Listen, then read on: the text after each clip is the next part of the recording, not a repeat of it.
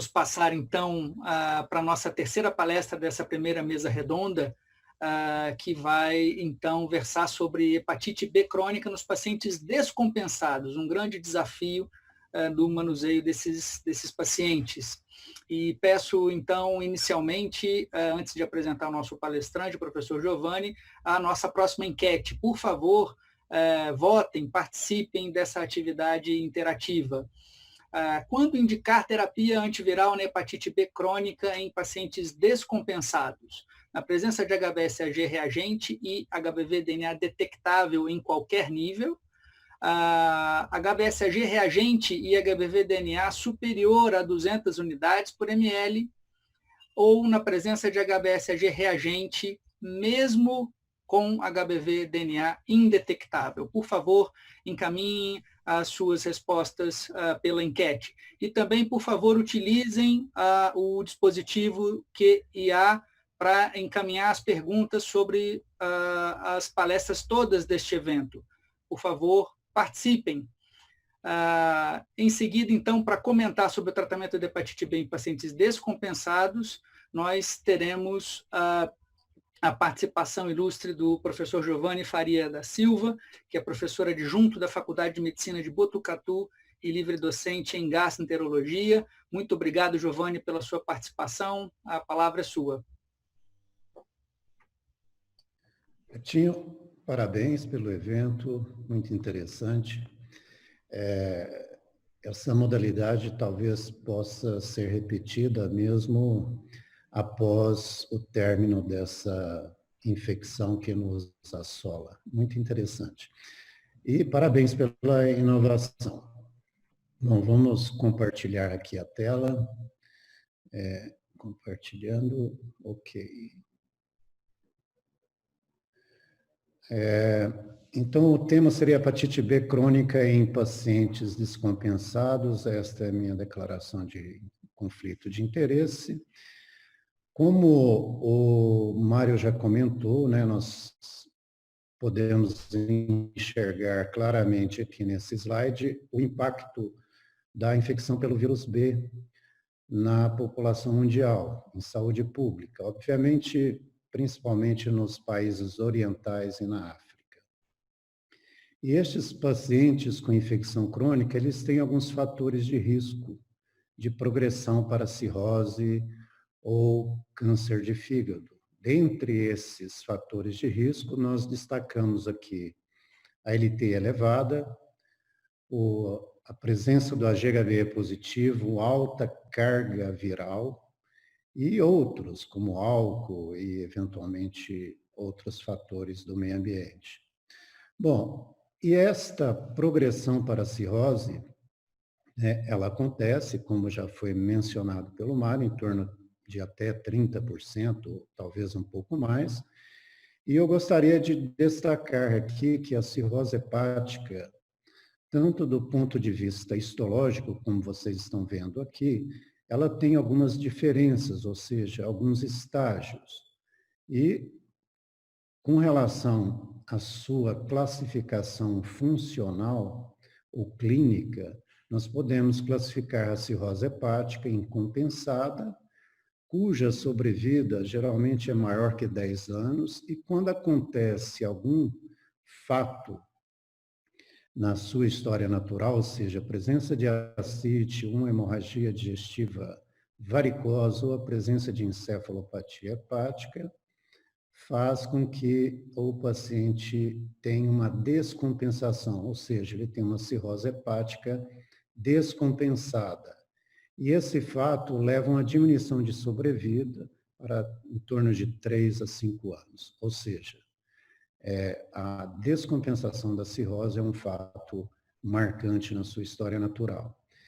E este diapositivo aqui, ele mostra exatamente isto, né? Ou seja, a severidade clínica, onde nós temos aqui a descompensação com sangramento e presença de ascite. E quando nós eliminamos o fator etiológico, nós podemos ter uma melhora dos parâmetros clínicos, né? Isso é extremamente interessante, principalmente em algumas causas de cirrose. Bom, também não posso deixar de colocar aqui o fato da insuficiência hepática aguda crônica, a insuficiência hepática aguda sobre a crônica, onde as infecções virais, principalmente a infecção pelo vírus B, é um fator precipitante. E isso pode ser claramente mostrado em pacientes que têm uma exacerbação da doença crônica, pela infecção ou reativação do vírus B. Nós podemos também ver aqui que o tratamento da ascite, ele tem uma resposta dramática quando a gente trata algumas causas de cirrose. Dentre elas, a infecção pelo vírus B, hepatite autoimune e a cirrose causada pelo álcool, ou seja, com a abstinência do álcool, tratamento do vírus B, tratamento da hepatite autoimune, isso cursa com uma resposta dramática no tratamento da ascite. Talvez aí pelo componente inflamatório destas três entidades etiológicas.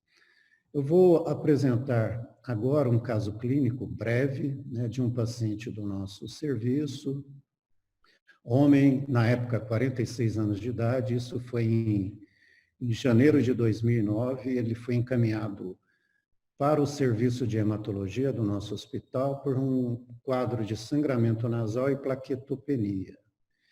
Este paciente, ele tinha um antecedente de diagnóstico de hepatite B há 1 ano e meio. E, mais recentemente, aumento de volume abdominal, que o colega da sua cidade introduziu aldactone em doses subótimas e Lasix 40 miligramas por dia. Esse paciente nos foi encaminhado, né, logo em seguida, ele tinha uma GHBS positiva, era um paciente E positivo, com as transaminases extremamente elevadas, né, nesse período. Talvez aqui uma reativação, uma agudização da infecção pelo vírus B. Com exames de função hepática alterados, como vocês estão vendo aqui, nesse momento com MELD de 18, na classificação de Child-Pugh de B9. Já tinha varizes de esôfago e a tomografia não apresentava nódulos com uma ascite importante. Nós manejamos o diurético e solicitamos, na época, o entecavir, que estava entrando no mercado no nosso país. Depois de alguns dias, nós tivemos a carga viral, que era acima de 35 mil. Nesse interim, o paciente foi internado por 2 vezes por uma complicação da ascite, que é a peritonite bacteriana espontânea. Ele não tinha uma responsividade aos diuréticos, né, também por baixa adesão à dieta. E nós iniciamos, logo no início de abril, o entecavir. Esse paciente também foi listado, na época foi deixado de forma inativa em razão da positividade da carga viral. Após aproximadamente 6 meses da introdução do entecavir, ele já mantinha-se ascite com MELD de 15 e aproximadamente um pouco mais de 1 ano após o início do tratamento antiviral, ele teve uma melhora dos parâmetros de função hepática, com carga viral já indetectável. Aqui no final de 2009 ela já estava indetectável, com MELD de 11 e um Child-Pugh A6. Início de 2012, ou seja, quase 3 anos, com MELD de 7, esse paciente foi retirado da lista. Bom, conforme foi dito pelo Mário já, nós temos 3 parâmetros para indicar tratamento na infecção pelo vírus B, ou seja, carga viral, a severidade da doença, ou seja, a quantificação de fibrose, e também na hepatite B, nós temos a indicação através também de parâmetro histológico da necroinflamação e o ALT, enzima hepática. E sempre nós devemos avaliar o status E do paciente. Quando tratamos? Tratamos pacientes com a hepatite crônica, ou E positiva ou E negativa. né? Porém, na cirrose, nós temos indicações de tratamento um pouco diferente, ou seja, paciente com cirrose, com qualquer DNA detectável, ou seja, independentemente do nível da carga viral, independente da LT, tem indicação de ser tratado.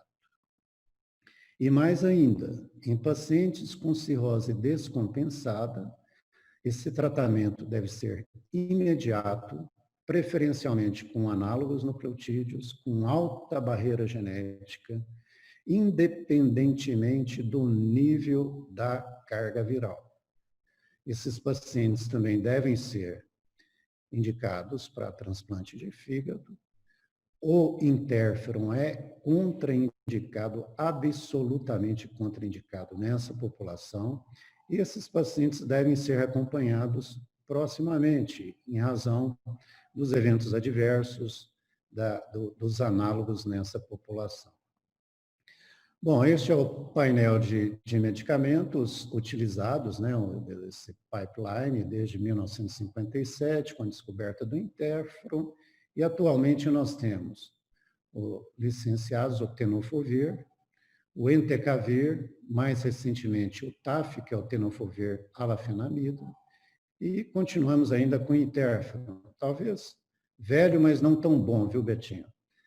Bom, quais são os objetivos, então, do tratamento da cirrose hepática descompensada? Fundamentalmente são evitar a morte, complicações, ou novas complicações da cirrose, que já descompensou, o câncer de fígado, como também evitar o transplante de fígado. Se ele está descompensado, o paciente já teria indicação, mas podemos evitar. E os estudos mostram, aqui é uma meta-análise publicada em 2016 pela Ana Locke, exatamente a efetividade do tratamento antiviral nessa população, ou seja, em cirróticos descompensados. Desde a lamivudina, né, houve uma redução, em vários estudos, uma redução em todas as causas de mortalidade nessa população. Como também, esse estudo, essa meta-análise, ela procurou ou mostrou aqui algumas análises red-to-red em pacientes que receberam análogos nucleotídeos, em cirróticos descompensados. E houve sempre uma redução no risco de câncer, uma redução em todas as causas de mortalidade. Quando comparou cabeça a cabeça, o entecavir foi superior à lamivudina, obviamente em razão da superioridade do entecavir com relação à sua barreira genética ser extremamente superior à lamivudina. E interessante, em pacientes que tiveram agudização da função hepática sobre a doença crônica, ou seja, uma exacerbação aguda da infecção pelo vírus, o tenofovir reduziu também, nesses casos, todas as causas de mortalidade, inclusive em um trial randomizado e controlado. Bom, outros estudos mostram exatamente isso. Aqui, desde a associação de lamivudina com adefovir e também com entecavir, comparando com entecavir, vocês podem observar aqui uma melhora no momento zero aqui do tratamento de novo com lamivudina e adefovir. O paciente teve uma diminuição do score de Child-Pugh de 8,5 para 5,5 e o MELD de 13,5 para 7,5. Como também com entecavir, pacientes no momento zero e após 5 anos, de 8,5 para 5,7, de 13 para 8, ou seja, mostrando melhora na função hepática em pacientes submetidos a tratamento com análogos, com início já na cirrose descompensada.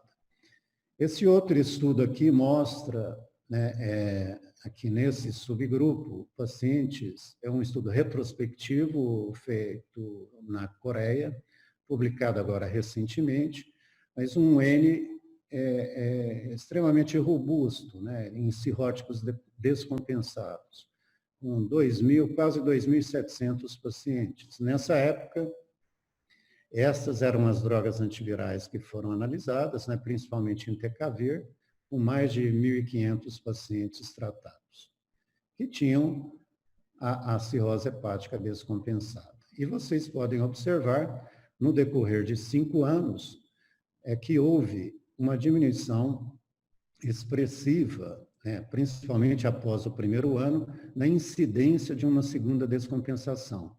Muito provavelmente, este resultado associado aqui, após um ano, à negativação, à não detecção do vírus nessa população. Ou seja, os pacientes com 3, 4, 5 anos apresentam menos de 1% de incidência de uma segunda descompensação. A mortalidade também, ela reduziu no primeiro ano de quase 18%, para, nos anos posteriores, para níveis abaixo de 5% e 3%. Obviamente, com o mesmo raciocínio. Como também o carcinoma hepatocelular, ou seja, a incidência de carcinoma hepatocelular, que foi da ordem de mais ou menos 14% no primeiro ano, reduziu para em torno de 4 a 3% nos anos posteriores. Ou seja, então nós temos um impacto tanto na sobrevida, como no desenvolvimento de novas complicações, como também do carcinoma hepatocelular. Voltando ao nosso caso clínico, né, era aquele paciente na época com 46 anos, hoje com 57. Em fevereiro do ano passado, é um paciente que tinha um MEL de 7, carga viral não detectável, com a tomografia, vocês podem acreditar aqui, mas a figura não foi muito bem importada, mas uma tomografia sem nódulos. Entretanto, recentemente, esse paciente apresentou uma lesão nodular irregular, não compatível com carcinoma hepatocelular, no exame de imagem com contraste, e nós submetemos esse paciente a uma biópsia que mostrou, a imunohistoquímica mostrou um adenocarcinoma pouco diferenciado, talvez mais provável que seja um colangiocarcinoma. Isso reforçando a necessidade de um rastreamento nessa população, nesses pacientes. Bom, mais um estudo aqui falando com relação a não só a eficácia, mas a segurança também. Aqui a eficácia do tenofovir, como vocês estão observando aqui, e foi mostrado anteriormente, uma redução dos scores de Child-Pugh, como também do MELD nessa população de descompensados tratados com tenofovir. Bom, cuidados que nós devemos ter durante o tratamento com análogos nessa população, principalmente com relação à função renal, como também o aparecimento de acidose láctica e sempre rastrear carcinoma hepatocelular, como foi mencionado anteriormente. Com relação à segurança, analisando a função renal, esse estudo aqui, embora o N não foi muito expressivo, mas mostrou que o tenofovir não impactou em 48 semanas de segmento entre pacientes, tanto os cirróticos compensados como descompensados, ou seja, não teve uma diminuição expressiva na taxa de filtração glomerular. Reforçamos aqui que foi um tempo de acompanhamento não muito longo. Este outro estudo aqui comparando o grupo com tenofovir e entecavir, tiveram uma diminuição maior que 20% na taxa de filtração glomerular, em torno de 10% com tenofovir e de 15% com entecavir, e não mostrou diferença. O que foi associado, ou seja, foi fator independente de diminuição da taxa de filtração glomerular maior que 20% do baseline, foi exatamente uma história de diabetes mellitus, uso de diuréticos e pacientes já no baseline com um déficit de função renal. Portanto, essa população deve ter um cuidado maior. Com relação à acidose láctica e análogos nucleotídeos, nós, desde essa publicação do grupo alemão, mostrou uma associação, né, desta complicação com MELD acima de 20. Né? Entretanto, essa observação ela tem sido debatida ultimamente, ou seja, o risco de acidose láctica com entecavir ou de exacerbação aguda, né, ou na exacerbação aguda da infecção pelo vírus B, ou na cirrose hepática descompensada, é controverso e parece ser baixo. Porém, nós devemos sempre monitorar esses pacientes, principalmente os pacientes com MELD elevado. Chegando ao final, nós mostramos aqui as recomendações da Associação Europeia, né, ou seja, de tratamento, para o tratamento da hepatite B, a monoterapia ou com entecavir, ou com TAF, ou com tenofovir, elas são recomendadas por serem drogas de uma alta barreira genética e eficazes. Preferir, inicialmente, o entecavir ou TAF, em razão do tenofovir, substituindo o tenofovir quando o paciente tiver mais de 60 anos de idade, ou quando o paciente tiver alguma doença óssea, ou quando ele tiver alguma normalidade no início, com a taxa de filtração menor que 60, com albuminúria, um paciente com baixos níveis de fosfato ou aqueles em hemodiálise. Com relação ao TAF, a vantagem sobre o entecavir seria em pacientes que já foram expostos previamente a outros análogos nucleotídeos, principalmente lamivudina ou, eventualmente, a defovir. E a guia americana, ela diz, né, embora pela ausência de estudos robustos nessa população, né, com TAF, mas o seu uso é razoável, né, principalmente em pacientes com contraindicação a tenofovir e que, eventualmente, não possam usar o entecavir. Portanto, concluímos que a cirrose descompensada, os pacientes devem ser tratados com análogos imediatamente, por um tempo indefinido, preferencialmente entecavir ou tenofovir, e temos agora a oportunidade de usar o TAF, que é uma droga mais segura. Os pacientes devem ser listados para o transplante, interferon é contraindicado e durante o tratamento monitorar acidose láctica, disfunção renal e sempre rastrear o carcinoma hepatocelular. Seria esta a minha apresentação. Obrigado pela atenção. Muito obrigado, Giovanni. Excelente apresentação do nosso ex-presidente da PEF. Queria pedir os seus comentários bem breves sobre o resultado da nossa enquete. Podemos vê-los?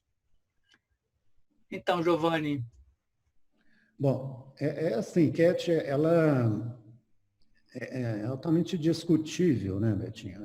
Na verdade, a indicação aqui em 44% de pacientes com GHBS positivo, o início do tratamento nessa população, reforça mais ou menos o que eu disse, ou seja, esses pacientes devem ser tratados imediatamente, o mais breve possível. Isso muda o curso natural da história dessa doença nessa população. Portanto, em razão dessa prerrogativa, como foi visto exatamente no caso clínico, né, que nós ainda tivemos a sorte de iniciar em 2 meses, às vezes você demora mais, mas em razão deste fato, nós poderíamos iniciar, mesmo sem ter o resultado do DNA do vírus, o tratamento com antivirais nessa população.